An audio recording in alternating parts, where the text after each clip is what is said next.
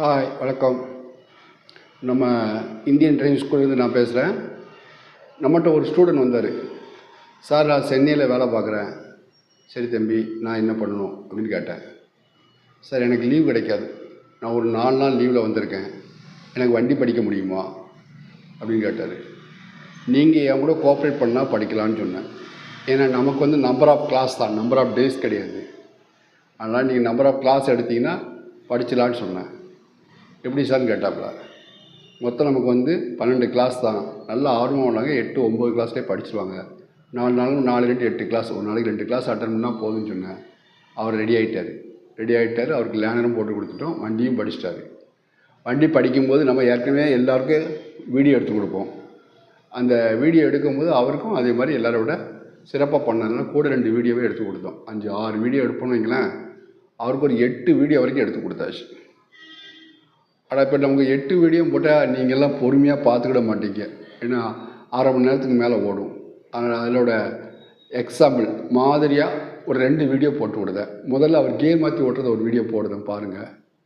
அடுத்து அவர் சென்னையில் இருந்து ஒரு ஸ்டேட்மெண்ட் கொடுத்து எனக்கு ஒரு வீடியோ அனுப்பியிருக்காரு. அந்த வீடியோ போட்டு அதுக்கு அடுத்த டெஸ்ட்டு போடுறதையும் போட்டு விடுதேன் பாருங்கள். பார்த்துட்டு நீங்கள் உங்கள் கருத்தை பதிவு பண்ணுங்கள். ஓகே. வணக்கம். காலை வணக்கம். கியர் மாற்றி ஓட்ட போகிறீங்க, தெளிவாக ஓட்டணும். நீங்கள் சொல்லிக்கிட்டே செய்யணும். பண்ணலாமா? இப்போ இன்ஜின் ஓடிட்டுக்கா, ஆஃப் ஆயிருக்கா? ஆஃபில் இருக்குது. சரி, இனிமேல் நீங்களே சொல்லிக்கிட்டே செய்யுங்க பார்ப்போம். ஸோ இன்ஜின் ஸ்டார்ட் பண்ணுறோம். சரி, இண்டிகேட்டர் எதுவும் இருக்காங்க?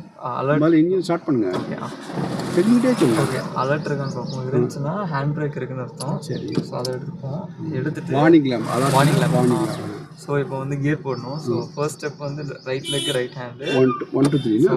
2 வந்து கிளச்சு. ஃபர்ஸ்ட் கியர் மூவ் பண்ணுறோம். மூவிங் பாயிண்ட் வரைக்கும் moving gear. So moving point வரைக்கும் பார்த்துட்டு மூவ் பண்ணிடுவோம். நெக்ஸ்ட் ஸோ நெக்ஸ்ட் கியர் வந்துட்டு மினிமம் 10 கிலோமீட்டர் போகணும். ஃப்ரீ மூவிங் ஆகணும்னா லெஃப்ட் ஸ்பீடு பிரேக் வருது. அப்போ இங்கே கியர் மாற்றணும். வளைவுலையும் கியர் மாற்ற முடியாது. ஸோ லெஃப்ட் வருவாங்க.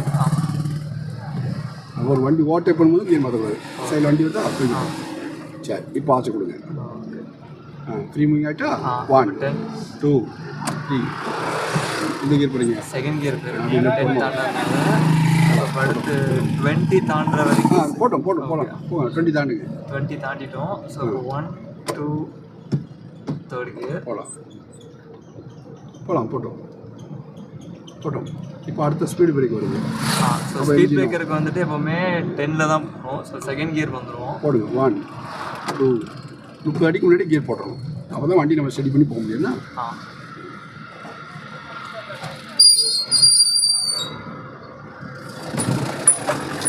இனிமேல் ஸ்பீடு பிரேக் கிடையாது. வண்டி ஸ்பீடை கூட்டிக்கணும். அந்த ஸ்பீட் போய்க்கணும். 20 தாண்டணும். 20 தாண்டி போட்டோம். 1 2 3. ஸ்பீடை கூட்டுங்க. போட்டோம். இனிமேல் 30 தாண்டட்டும். போட்டோம். போட்டோம். 1 2 3. போட்டோம். இப்போ அங்கேயும் உங்களுக்கு ஒரு டிப்ஸ் ஏதாச்சும் நீங்களும் கவனிச்சிங்க. ஒரு டிப்ஸு, ஆடு மாடு கோழி எது போனாலும் எந்த பக்கம் போட்டுருக்கேன்? நம்ம வந்து சவுத் வரும். வால் பக்கம். அது ஈஸ்ட் நார்த்லாம் தெரியாது. கிளச் பிரேக் செகண்ட் கியர் ஏன்னா மெதுவாக போகணும். ஹார்ன் அடிங்க.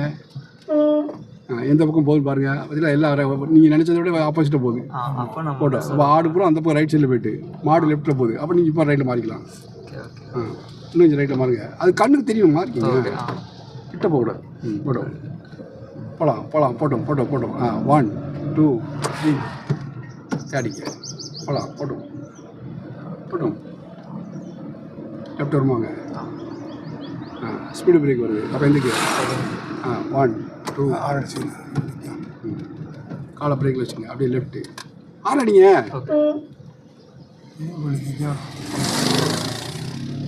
அப்பாடுக்கு இருக்க எங்கேயும் பார்த்துட்டு வரலாம். லெஃப்ட்டு. இதில் 5 கியர் மாற்றலாம். சரியா? அந்த ஸ்பீடு பிரேக் தானே டக்குன்னு மாற்றலாம்.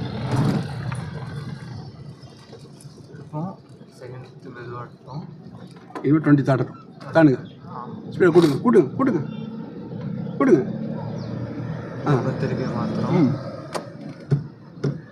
டக்குன்னு ஸ்பீடை கூட்டுங்க.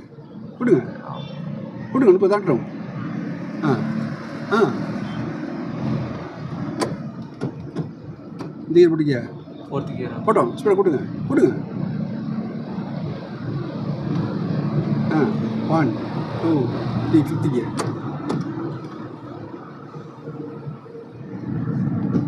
ஏங்க தேடி உங்கள் பக்கம் இழுத்து பிடிச்சிக்கோங்க. இழுத்து பிடிச்சிட்டு போனீங்க விடுதீங்க.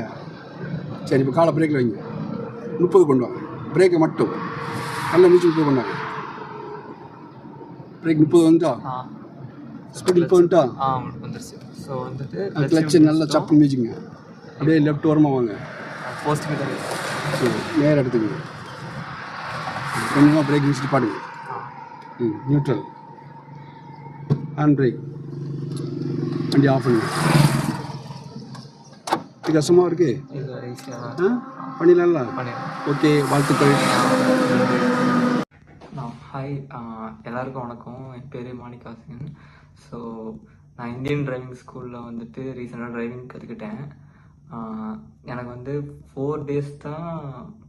நான் சென்னையில் வேலை பார்க்குறேன். ஸோ வந்துட்டு திருநெல்வேலியில் 4 days தான் இருந்தேன். ஸோ எனக்கு அதுக்குள்ளே வேணும் அப்படின்னு சொல்லி கேட்டிருந்தேன். அவங்க வந்துட்டு 4 daysல வந்து எல்லா கோர்ஸையும் எல்லா கிளாஸஸும் முடிச்சிட்டோம். அண்ட் வந்து லேர்னர்ஸும் அப்ளை பண்ணிட்டோம்.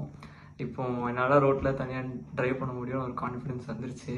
ஸோ நெக்ஸ்ட் மந்த் வந்துட்டு லைசன்ஸ் வாங்கிட்டு போகிறதா பிளானு. அது மட்டும் இல்லாமல் எனக்கு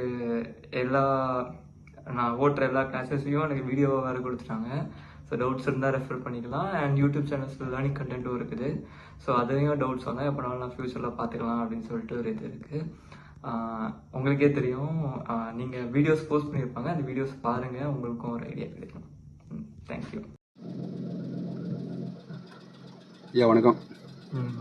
இப்போ இந்த ரேம்பில் ஃபஸ்ட் கியர் எடுக்க போகிறீங்க, சரியா? ரேம்ப் முன்னாடி இருக்கனால ஃபார்வர்டு கியர் எடுக்க போகிறீங்க, ஓகேவா? இப்போ வண்டி எதாவது நிற்கிது, ஹேண்ட் பிரேக்கில் நிற்கிது அப்படின்னா அப்போ நம்பர் 1 பிரேக்கை நல்லா மிதிச்சுங்க. நல்லா மிதிச்சிங்களா? நம்பர் 2 ஹேண்ட் பிரேக் எடுத்து விடுங்க. நம்பர் 3 ஃபஸ்ட் கியர் போடுங்க.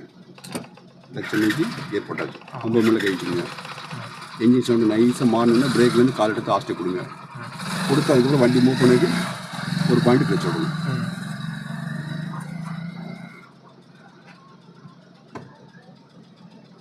சவுண்ட் மாறட்டும். மாறிட்டா பிரேக்கை மெதுவாக விடுங்க. மெதுவாட்டா இந்த கால் அசையாமல் இருக்கும். விடுங்க, ஃபுல்லாக விட்டுங்க. உடனே ஆசை கொடுங்க. ஆசை கொடுங்க, சத்தம் கேட்கட்டும். அவ்வளோதான். மூவ் ஆகிட்டா?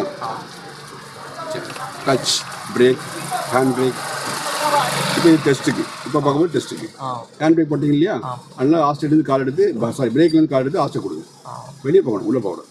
ஆசை கொடுங்க. ஆசை கொடுத்துக்கிட்டே கிளச்சை விடுங்க. வண்டி லேசாக சுண்டி இழுக்கும். ஒரு கை ஒன்றான பார்த்து இந்த கை ஹேண்ட் பிரேக்கில் இருக்கணும். ஆசை கொடுங்க, நல்லா கொடுங்க.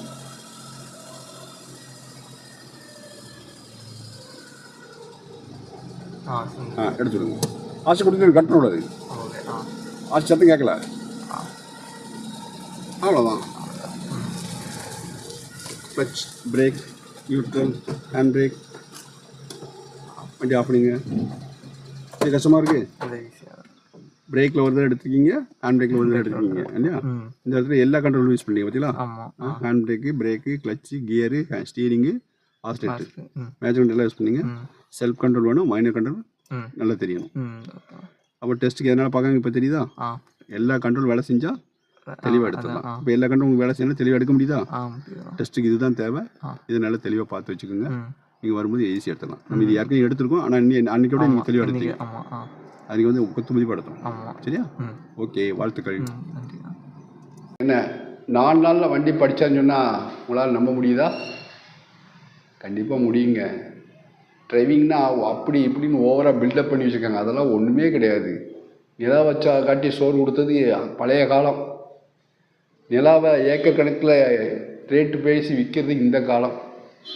அதனால் நிலாவை கூறு போடுறது இந்த காலம். எதுனாலும் சரி நம்ம நினச்சா கண்டிப்பாக முடியும். அதுக்கு உதாரணம் தான் இந்த காணொலி காட்சியும் அந்த மாணவனோட கருத்தும். புரியுதுங்களா?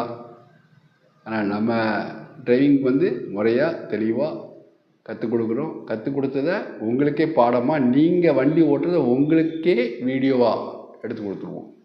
அது உங்களுக்கு ஆயுசுக்கு உங்கள் கையில் பாடமாக இருக்கும் அப்படின்னு என்னோட கருத்தை பதிவு பண்ணி நம்ம சேனலை மறக்காமல் சப்ஸ்கிரைப் பண்ணுங்கள். குற்றம் குறைகள் நிறைகள் எது இருந்தாலும் கமெண்ட் பண்ணுங்கள், ஷேர் பண்ணுங்கள், லைக் பண்ணுங்கள். Okay, bye bye, see you.